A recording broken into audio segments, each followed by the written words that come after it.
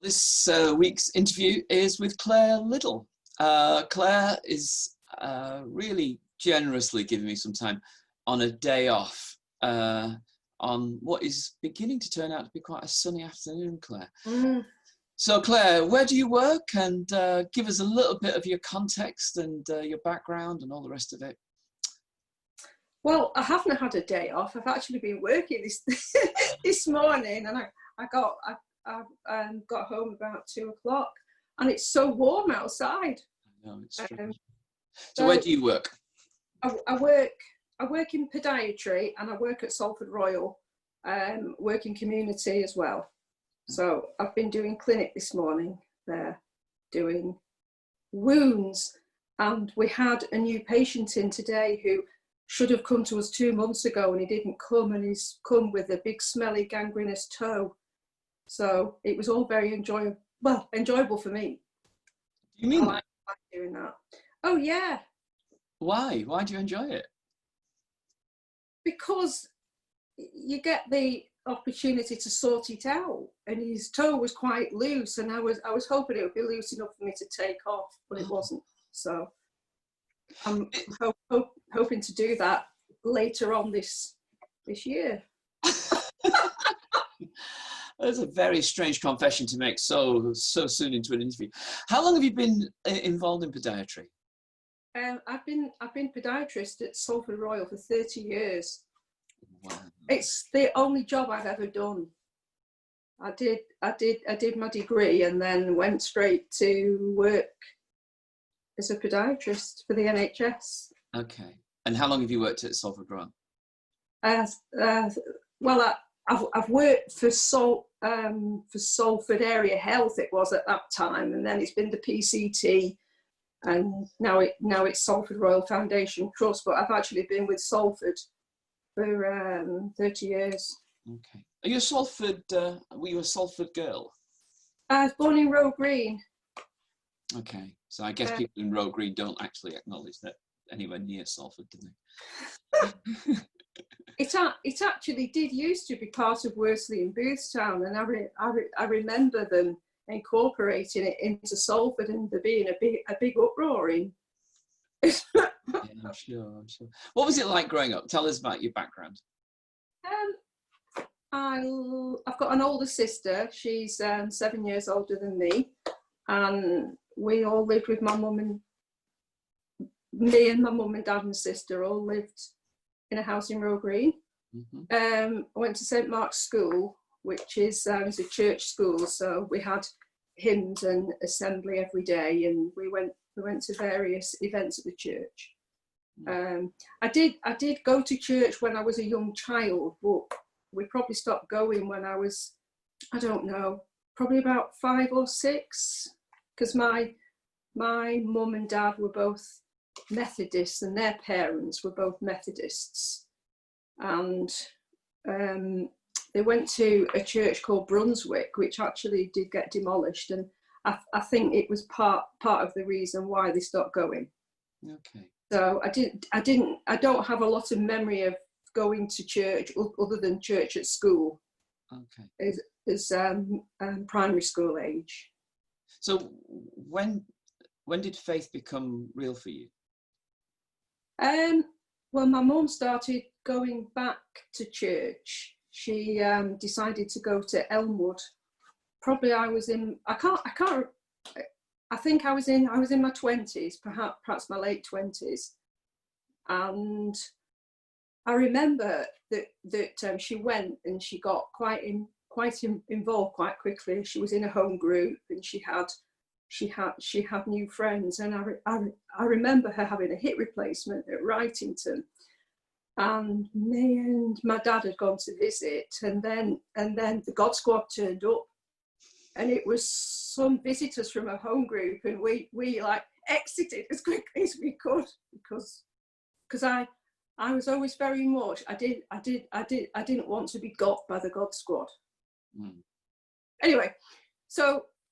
But I was quite interested in it because I saw how much my mum liked it, and I went to a couple of her home group sessions before I went to the church, And then I started to go to Elmwood, and I was very interested in it all, and I asked a lot of questions, and I did a few weeks of a one-to-one with the pastor at the time there, and I felt like I did believe, and I felt like I was a Christian, but I didn't go to church every week because I used to like to watch Little House on the Prairie on a Sunday morning on Channel 4, and it often took priority.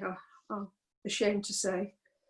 So you were in this sort of phase where you were asking questions and you were beginning to think about faith, but when did it become more compelling for you?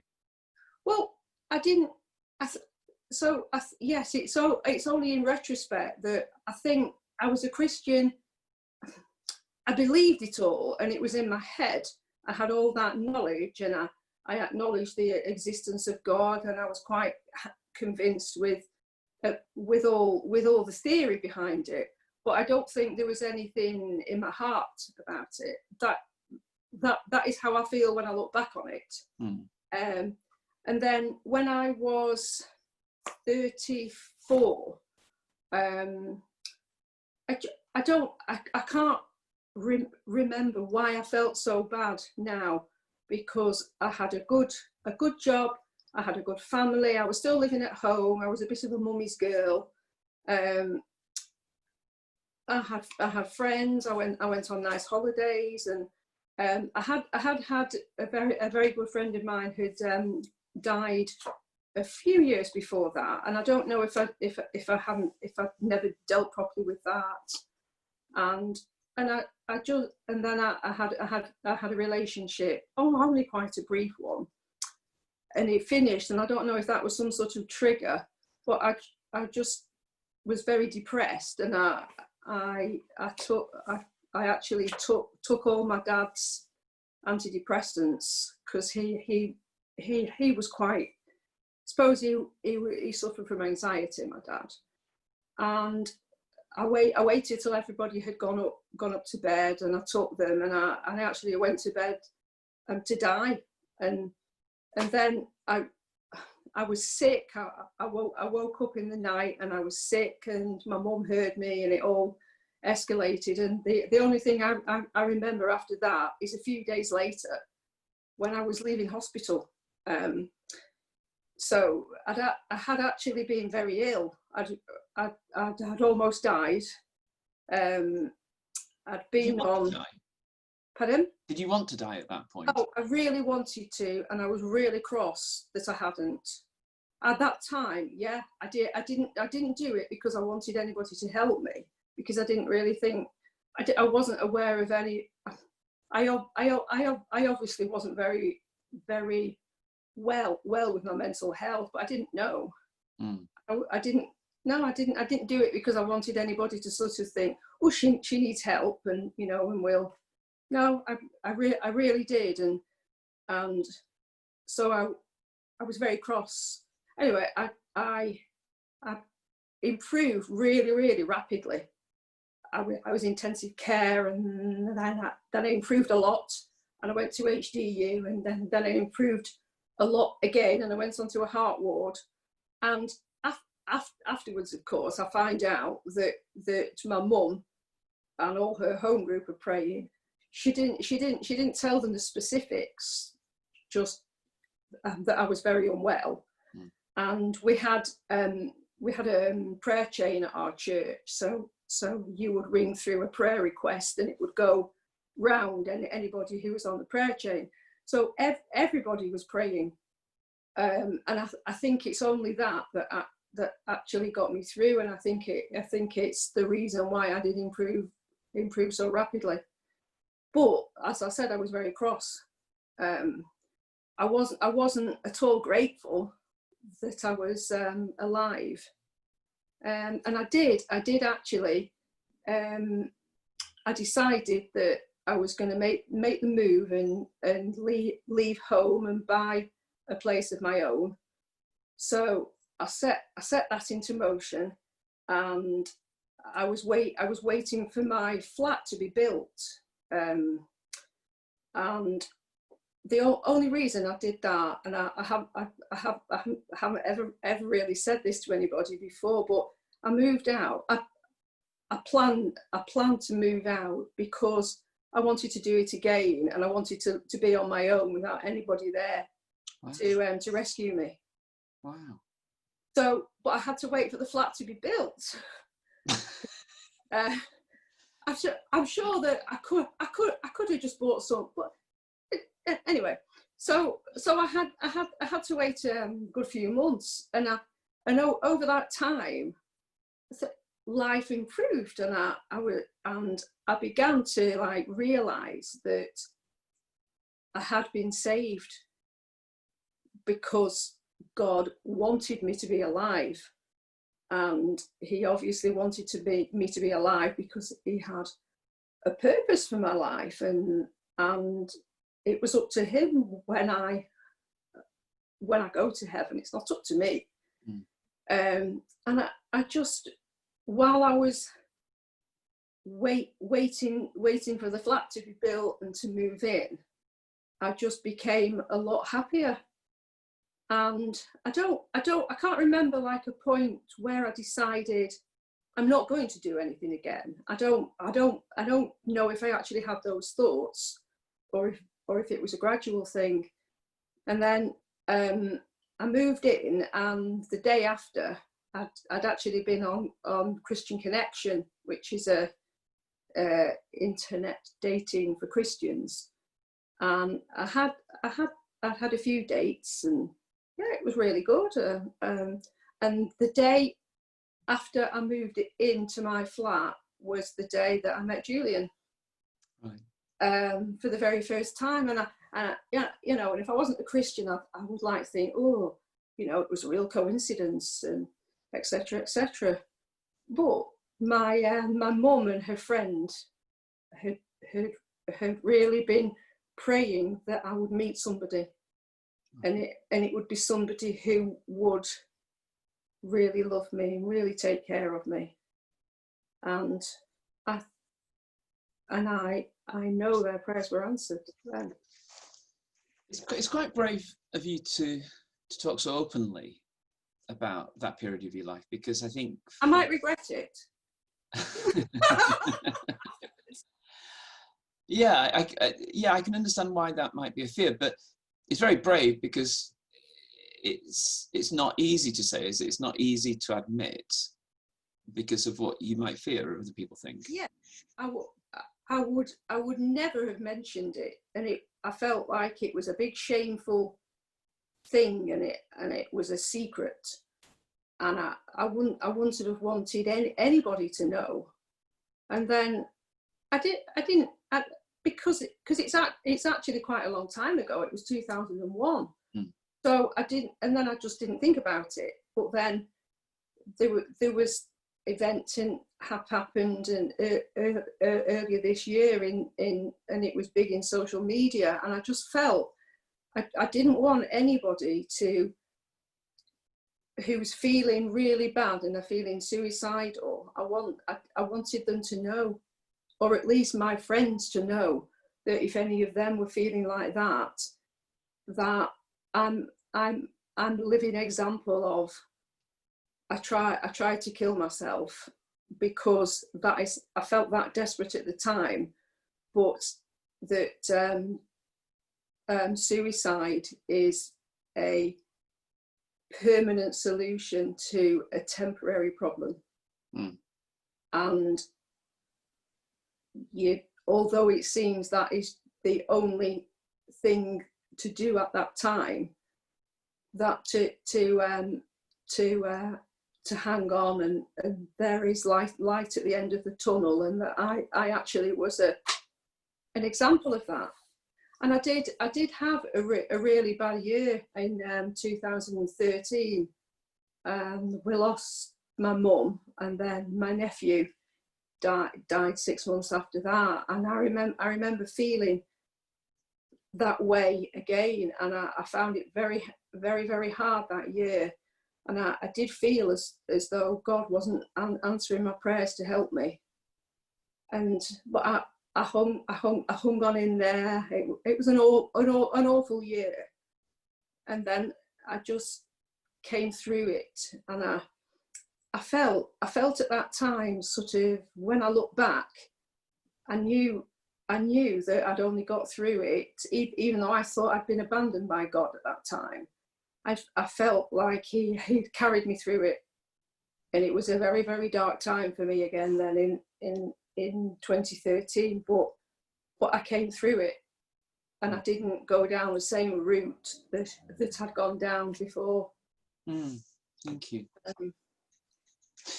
So over the years that you've been a Christian, that you've walked with God, what have you grown to appreciate about him most? I think it's the fact that his love is unfailing, and the grace. I know it's a very well used phrase, but such amazing grace, and the fact that even though I think that I can decide, and I can to a certain extent, I can decide things that are going to happen in my life, but I am not the master of my life. He is in charge, and I really appreciate and feel that, having experienced it, that if I have a time like that again, and I know that he's with me, and I know I like that image of him being. I think it's you who said it about him being before me, and beside me, and behind me, like encompassed by God and his love, and that is what. Yes. Yeah. It is a great. It's not my image. It's a very ancient image, but that idea of God who does indeed go ahead of us, but is behind us and is beside us, that we're completely embraced by his love. Just the last couple of questions then. How could we pray for you at the moment? I mean, I'm still a little emotionally scarred by the idea of you waiting for a toe to drop off and be able to deal with that. But in your workplace, in your work context, how could we pray for you in these days? Well, I'm quite open and to people know I go to church. I don't like, sort of go into a room and say, hey, I'm a Christian and I go to church, but I don't like it's known among some of my colleagues, and if anybody asks me, then I'm quite happy to talk about it. And I really love a quote that I did read quite some years ago in a book, and I can't remember the author, and it's a Christian's life is a window through which other people see Jesus. And I really love that quote, and I pray that I will be a blessing to people, especially patients. I mean, yes, it's important for colleagues, but I want people. I don't want to be just like a health professional who just treats the patient's foot or treats something else. I want to help them in a. Well, it sounds really corny, but yeah, I want to be a blessing, and I want. It's hard sometimes. It can be like an awkward patient or an awkward colleague, but I pray that I will have grace to get me through each day, and that I will bless others. But if from a personal level, and I really need prayer that, because I'm aware that if any, like a big event happened, a big tragedy, I think I could easily go down that path again. And I do pray. I ask people to pray that I keep really close to God. Yeah. Well, thanks for the time this afternoon. I think for me, there's a number of things that, worth reflecting on, really. I think there's the courage to actually speak about some of the pain that we go through from time to time. And I think there is that sense of being open to God and his guidance and his closeness. But I think there's also something about being part of a community who know you, and you allow them to know you, so that on the worst days, they can indeed hold you and help. And you're part of that. You're part of that offering to others, and just aware that you might not be the only person in our church community who feels like this from time to time. And we don't wear our hearts on the sleeves to everybody, but actually it's good to know that there are people who've been down that path, who are willing to help and are willing to get alongside. And I know that that's a role that you indeed would want to play. Thanks for your time. Really appreciate it. And we pray blessing upon you and all you do in the days ahead. Thanks ever so much, Claire.